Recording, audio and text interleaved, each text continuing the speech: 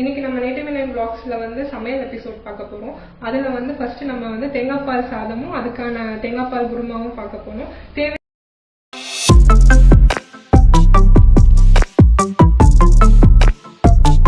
தேவையான பொருட்கள் பார்த்தீங்கன்னா 2 பெரிய வெங்காயம் பிரியாணிக்கு மாதிரி நம்ம கட் பண்ணி வச்சிருக்கோம். புதினாவை வந்து உருத்தி வச்சுக்கலாம். தேவையான அளவு இஞ்சி பூண்டு விழுது. அதே மாதிரி மசாலாலாம் பார்த்தீங்கன்னா சில்லி பவுடர், கரம் மசாலா, 4 பச்சை மிளகா, அப்புறம் வந்து தேவையான அளவு உப்பு.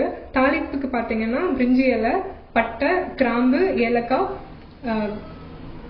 பூண்டு, தேவையான அளவு கேஷ்யூ நட், முந்திரி.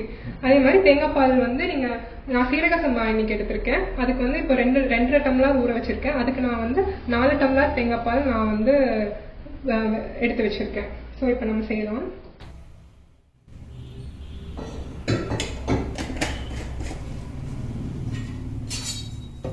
எல்லாம் சூடானதுக்கப்புறம்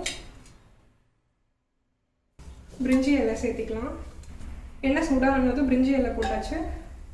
பட்டை 2, கிராம்பு நான் ஒரு 4, கிராம்பு இல்லை லவங்கம் ஒரு 4 போட்டிருக்கேன். அதே மாதிரி ஏலக்காய் ஒரு 4 சேர்த்திக்கிறேன்.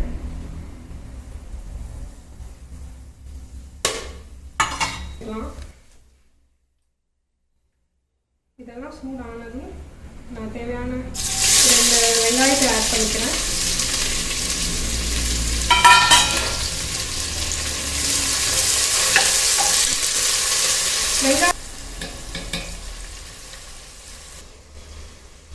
வெங்காயம் வேகிறதுக்கு நான் கொஞ்சமாக பேருக்கு மட்டும் நான் உப்பு கல்லுப்பு கொஞ்சம் சேர்த்திக்கிறேன். ஏன்னா கொஞ்சம் சீக்கிரம் வதங்கும்.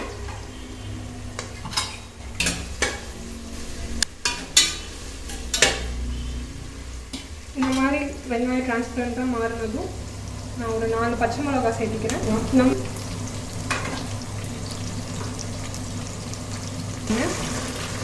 இதே சமயம் நான் வந்து வெறும் பூண்டை மட்டும் தனியாக இருக்கேன், அதையும் நான் சேர்த்திக்கிறேன். இஞ்சி பூண்டு விழுதோடைய பச்சை வாசனை, அந்த பச்சை இது போகிற வரைக்கும் நம்ம வந்து வதக்கணும். அதே மாதிரி பூண்டு ஏன் நம்ம சேர்த்துறோம்னா அது வந்து கொஞ்சம் சாஃப்டாக இருக்கிறதுக்காக தான். அது கொஞ்சம் சாஃப்டாக ஆகணும். அது வந்து கருகக்கூடாது பூண்டு எப்பவுமே. இது கொஞ்சம் இந்த ஸ்டேஜில் இருக்கும்போதே நான் வந்து புதினாவை ஆட் பண்ணிக்கிறேன்.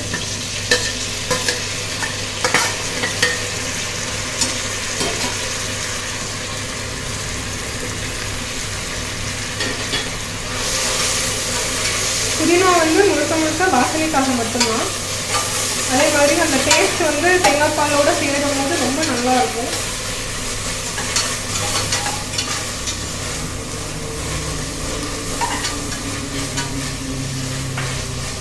இப்போ நான் வந்து இந்த நேரத்தில் நம்ம வந்து தேங்காய் பால் ஆட் பண்ணிக்கலாம். நான் அப்படியே சொன்ன மாதிரி தான். ஸோ நான் வந்து ஃபஸ்ட்டு 2 டம்ளர் தேங்காய் பால் நான் ஊற்றுறேன். சிம் பண்ணிக்கோங்க.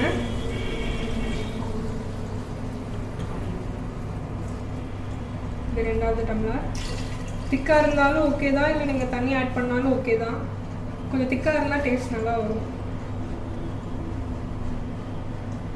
நான் எடுத்திருக்க தேங்காய் பால் பார்த்தீங்கன்னா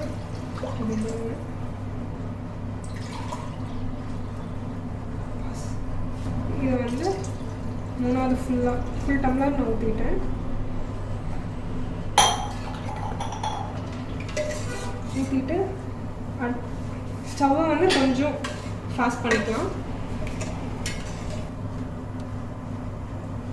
இந்த டைமில் நான் வந்து தேவையான அளவு உப்பு ஆட் பண்ணிக்கிறேன்.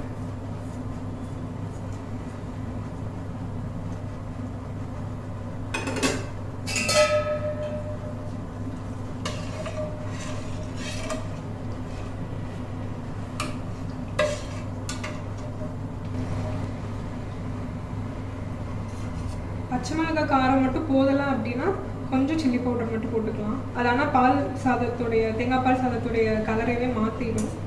அதே மாதிரி கொஞ்சம் ஒரு 1/4 ஸ்பூன் அளவுக்கு, டீஸ்பூன் அளவுக்கு நம்ம வந்து கரம் மசாலா. எப்போவுமே லைட்டாக கொதி வரும்போது நம்ம அரிசி ஆட் பண்ணால் போதும். இப்போ பார்த்தீங்கன்னா லைட்டாக கொதி வந்துருச்சு. இப்போ நம்ம வந்து அரிசி ஆட் பண்ணிக்கலாம்.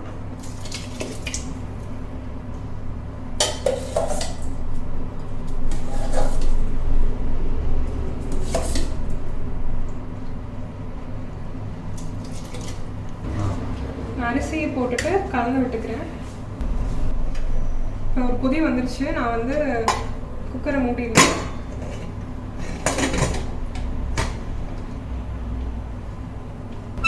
ஒரு விசில், அது இல்லாட்டி மேக்ஸிமம் 2 விசில் விட்டால் போதும்.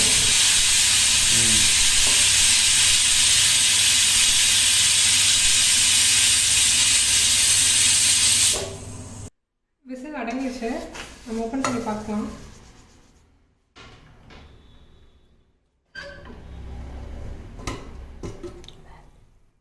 வாவ்,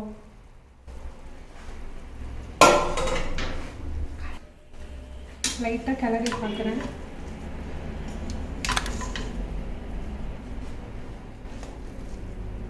பரவாயில்ல, ஒன்றோடு ஒன்றும் ஒட்டாமல் வந்திருக்கு. எந்த அடியும் பிடிக்கல. உங்களுக்கே பார்த்தா தெரியும்.